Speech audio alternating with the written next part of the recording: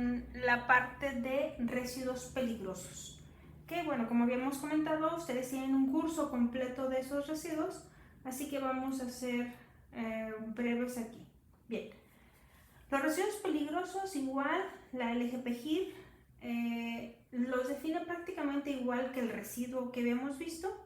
También es susceptible de ser valorizado, esta característica no impide su valorización al final, pero sí tiene que ser sujeto a un tratamiento por sus características CRETI, esto es, pueden tener características corrosivas, reactivas, explosivas, tóxicas, inflamables o incluso biológico-infecciosas. ¿Quién norma esto? La NOM 052 de la Semarnat nos explica cuáles son las características y cómo identificar y clasificar los residuos peligrosos. Aquí les dejo una liga para que ustedes puedan checarla. Bien, entonces el código de peligrosidad de los residuos, el código CRETIV, nosotros lo vemos a veces en los listados, marcando una C, una R. Estos los vemos junto del nombre de algún residuo y entonces nosotros sabemos que ese es un código que identifica su característica peligrosa. Si ven, por ejemplo, una TT, es que el residuo es tóxico con una característica crónica. Si ven solamente una I, es que es inflamable y así. Bien. También la norma 052 es en sí aquí, sí nos ayuda porque define cada una de las características. Uno dice, bueno, ¿qué es el corrosivo? Y la norma explica, es aquel líquido acuoso con un pH menor o igual a 2 o mayor o igual a 12, por ejemplo, y nos explica cuáles son las características que tienen que tener para considerarse dentro de la corrosividad o de la reactividad, etc. Ustedes lo pueden revisar en la norma 052. Ahora, esta norma trae 5 listados donde nos explica o nos ayuda a categorizar los residuos. El listado 1 nos dice esos residuos por fuente específica. El listado 2 por fuente no específica. El listado 3 y 4 nos auxilia a identificar los tóxicos, ya sea con la característica también cronológica, ya sean agudos o crónicos. Agudos ya saben que es algo que da un efecto rápido, y crónicos es que tienen un tiempo sostenido causando el efecto. Y el listado 5 es por tipos de residuo, pero con consideraciones particulares de manejo, incluso de repente nos manda a otras normativas fuera de la 052. Por ejemplo, el listado 1, que como habíamos dicho, tiene la clasificación por fuente específica. Tenemos, por ejemplo, cuando se derivan del coque, a veces este giro de explosivos nos explica cuáles de estos residuos sí pertenecerían a la clasificación de residuos peligrosos.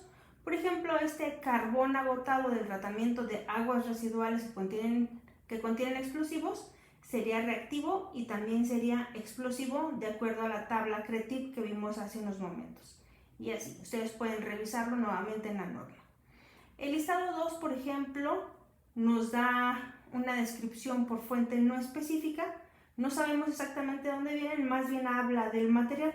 Por ejemplo, aquí en este caso, todos los materiales provenientes de la manufactura cuya materia prima sea el asbesto y la fibra se encuentre en forma libre, polvo o fácilmente desmenuzable.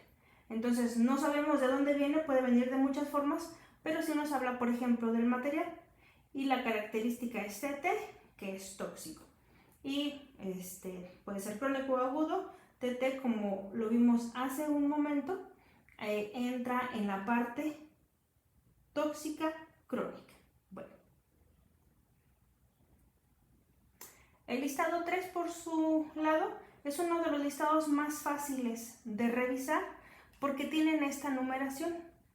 El CAS es un sistema identificador de químicos donde les da un número para cada quien, como si tuvieran una CURP o un identificador que no te deja confundirlo con otro tipo de producto.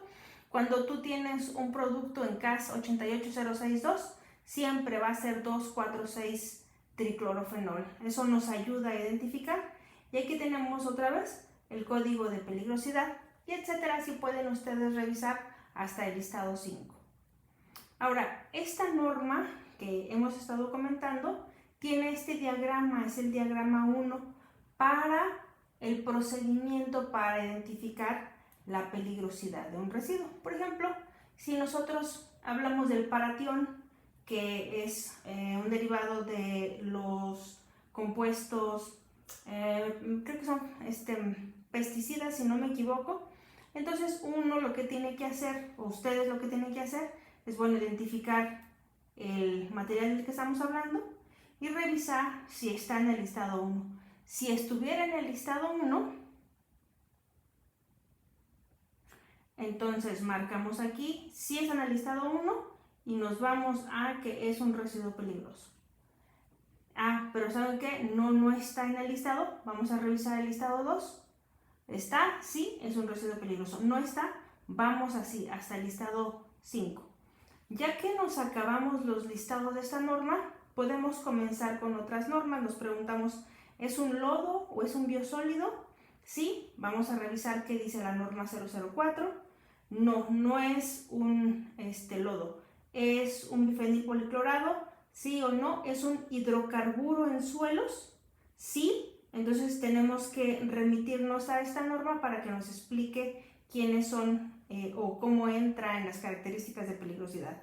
¿Viene de jales de mineros o jales de la minería? Sí, bueno, entonces en realidad esta norma, la que estamos revisando, no nos ayuda, pero tendríamos que revisar la 141. No está en estas normas, no está en los listados, pero tenemos estas características de peligrosidad de las que hablamos. Entonces, si el conocimiento científico o la evidencia empírica nos dice que tiene estas características CREATIV, bueno, pues entonces tendremos que revisar esto y hacer un análisis CREATIV. Entonces, no porque no esté en este listado o en estas normas, ya nos salvamos, sino que tenemos que hacer incluso una revisión puntual de cada una de las características de este compuesto. El paratión, si no estuviera en el listado, que sí está en el listado 3, tendríamos que decir, bueno, es explosivo, es biológico infeccioso, es corrosivo, y así ir tomando la decisión. Si sí, bueno, finalmente, si alguno de esos dice que sí, nos va a remitir a que sí es un residuo peligroso, y si no, consideramos que no es un residuo peligroso. Esta es la lógica para usar este diagrama de flujo e identificar un residuo peligroso.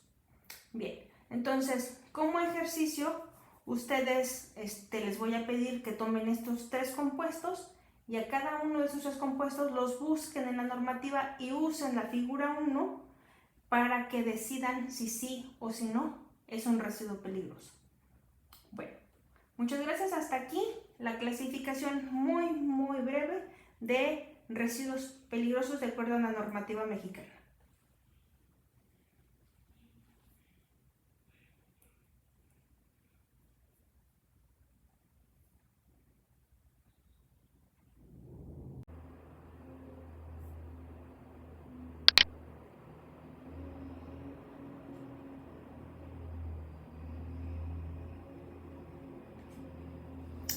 Bueno, muy bien, continuamos entonces con la clasificación de los residuos sólidos, pero en la parte de residuos peligrosos. Que bueno, como habíamos comentado, ustedes tienen un curso completo de esos residuos, así que vamos a ser breves aquí.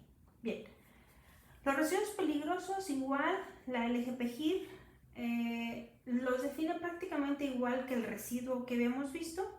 También es susceptible de ser valorizado, esta característica no impide su valorización al final, pero sí tiene que ser sujeto a un tratamiento por sus características CREATIV, esto es, pueden tener características corrosivas, reactivas, explosivas, tóxicas, inflamables o incluso biológico-infecciosas. ¿Quién norma esto? La NOM 052 de la Semarnat nos explica cuáles son las características y cómo identificar y clasificar los residuos peligrosos. Aquí les dejo una liga para que ustedes puedan checarla. Bien, entonces el código de peligrosidad de los residuos, el código CRETIP, nosotros lo vemos a veces en los listados, marcando una C, una R. Estos los vemos junto del nombre de algún residuo y entonces nosotros sabemos que ese es un código que identifica su característica peligrosa. Si ven, por ejemplo, una TT, es que el residuo es tóxico con una característica crónica. Si ven solamente una I, es que es inflamable y así. Bien. También la norma 052 es en sí aquí, sí nos ayuda porque define cada una de las características. Uno dice, bueno, ¿qué es ser corrosivo? Y la norma explica, es aquel líquido acuoso con un pH menor o igual a 2 o mayor o igual a 12, por ejemplo, y nos explica cuáles son las características que tienen que tener para considerarse dentro de la corrosividad o de la reactividad, etc. Ustedes lo pueden revisar en la norma 052. Ahora, esta norma trae 5 listados donde nos explica o nos ayuda a categorizar los residuos. El listado 1 nos dice esos residuos por fuente específica. El listado 2 por fuente no específica. El listado 3 y 4 nos auxilia a identificar los tóxicos, ya sea con la característica también cronológica, ya sean agudos o crónicos. Agudos ya saben que es algo que da un efecto rápido y crónicos es que tienen un tiempo sostenido causando el efecto. Y el listado 5 es por tipo de residuo, pero con consideraciones particulares de manejo, incluso de repente nos manda a otras normativas fuera de la 052. Por ejemplo, el listado 1, que como habíamos dicho, tiene la clasificación por fuente específica.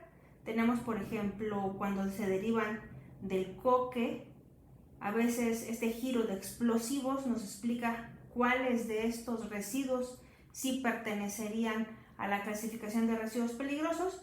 Por ejemplo, este carbón agotado del tratamiento de aguas residuales que contienen explosivos sería reactivo y también sería explosivo de acuerdo a la tabla CRETIP que vimos hace unos momentos. Y así, ustedes pueden revisarlo nuevamente en la norma. El listado 2, por ejemplo, nos da una descripción por fuente no específica. No sabemos exactamente dónde vienen, más bien habla del material. Por ejemplo, aquí en este caso, todos los materiales provenientes de la manufactura cuya materia prima sea el asbesto y la fibra se encuentre en forma libre, polvo o fácilmente desmenuzable. Entonces, no sabemos de dónde viene, puede venir de muchas formas, pero sí nos habla, por ejemplo, del material. Y la característica es TT, que es tóxico. Y puede ser crónico o agudo. TT, como lo vimos hace un momento, entra en la parte tóxica crónica. Bueno. El listado 3, por su lado, es uno de los listados más fáciles de revisar porque tienen esta numeración. El CAS es un sistema identificador de químicos donde les da un número para cada quien, como si tuvieran una CURP o un identificador que no te deja confundirlo con otro tipo de producto. Cuando tú tienes un producto en CAS 88062, siempre va a ser 2,4,6 triclorofenol. Eso nos ayuda a identificar. Y aquí tenemos otra vez el código de peligrosidad y etcétera. Así pueden ustedes revisar hasta el listado 5. Ahora, esta norma que hemos estado comentando tiene este diagrama, es el diagrama 1 para el procedimiento para identificar la peligrosidad de un residuo. Por ejemplo, si nosotros hablamos del paratión, que es un derivado de los compuestos, creo que son pesticidas, si no me equivoco. Entonces uno lo que tiene que hacer, o ustedes lo que tienen que hacer, es identificar el material del que estamos hablando y revisar si está en el listado 1. Si estuviera en el listado 1, Entonces marcamos aquí si es en el listado 1 y nos vamos a que es un residuo peligroso.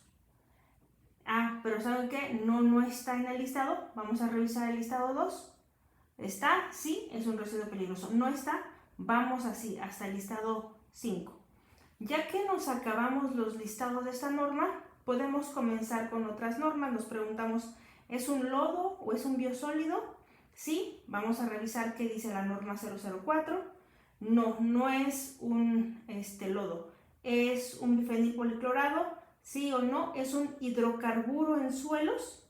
Sí. Entonces tenemos que remitirnos a esta norma para que nos explique quiénes son o cómo entra en las características de peligrosidad. ¿Viene de jales de mineros o jales de la minería? Sí, bueno, entonces en realidad esta norma, la que estamos revisando, no nos ayuda, pero tendríamos que revisar la 141.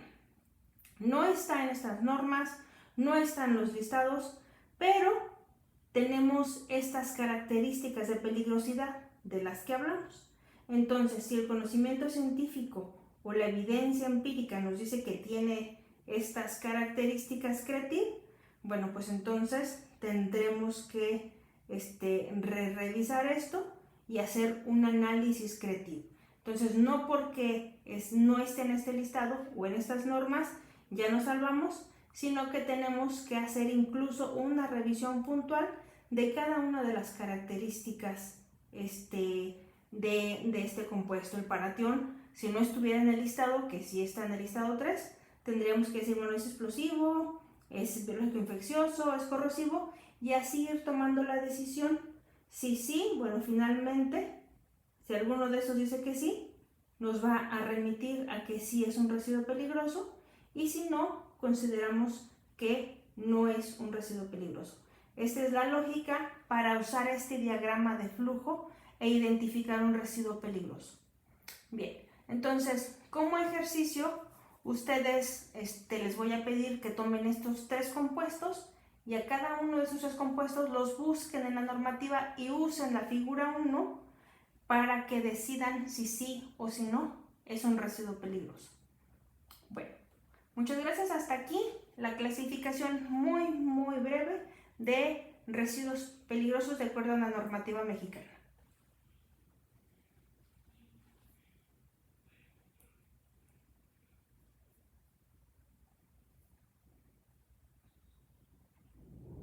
La parte de residuos peligrosos.